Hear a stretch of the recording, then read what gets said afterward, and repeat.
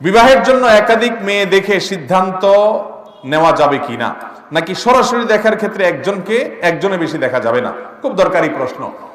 বিয়ের ক্ষেত্রে নবী করিম সাল্লাল্লাহু আলাইহি সাল্লাম বলেছেন, ফানজুর ইলাইহা, কাউকে বিয়ে করার জন্য সিদ্ধান্ত নিবা তাকে দেখে নাও। দেখে নিলে দুইটা লাভ নবীজি সাল্লাল্লাহু আলাইহি সাল্লাম বলে দিয়েছেন। এক, কারণ ওই মেয়ের মধ্যে কোনো ত্রুটি থাকতে পারে, চেহারা, ছবি, অন্য কিছুতে, যেটা তোমার পরে খারাপ লাগবে, আগে ভাগে দেখে নাও। একই কথা মেয়েও ছেলেকে দেখে নিবে।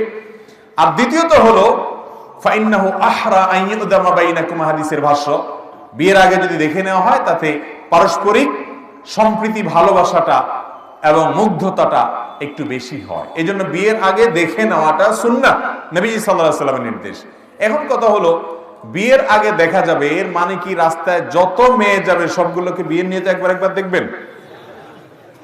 কি বলেন? বিয়ের আগে দেখা যাবে এর মানে কি সারা জগতে যত মেয়ে আছে বিয়ের নিয়ত করে করে দেখে বেড়াবেন?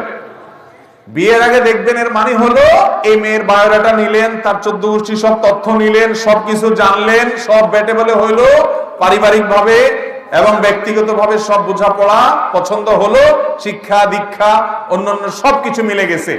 এখন আপনি ফাইনাল ডিসিশন নেবেন। ফাইনাল ডিসিশনের আগে আপনার মা যাবে, আপনার বোন যাবে, মহিলারা যাবে, তারা দেখে দেখে পছন্দ করছে। এখন শুধুমাত্র আপনার চয়েস হলে ফাইনাল হয়ে যায়, তো শেষ মুহূর্তে যে আপনি দেখবেন, এটা হলো সুন্নাত।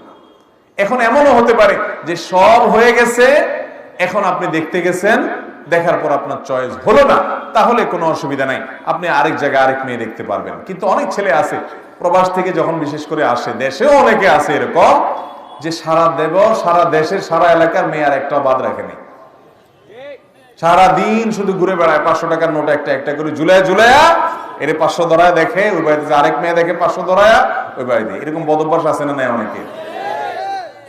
একটা মেয়েকে দেখে যখন আপনি চলে যান, সামাজিক ভাবে এই মেয়ের পরিবারের মনটা ছোট হয় না?